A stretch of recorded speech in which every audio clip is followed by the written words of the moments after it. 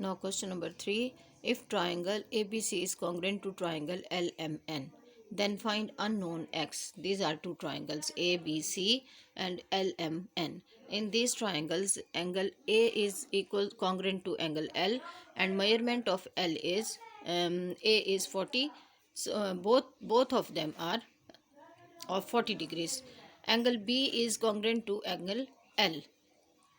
Angle B is of 80 and angle M is of also 80 degrees. Both are congruent. Angle C is of 60 degrees.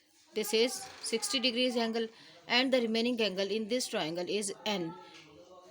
So angle C is congruent to angle N.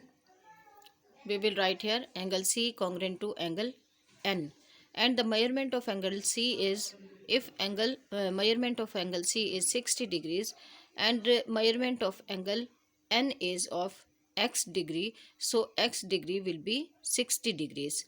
Measurement of x will be 60 degrees. It is unknown. X is equals to 60 degrees. This is our required answer.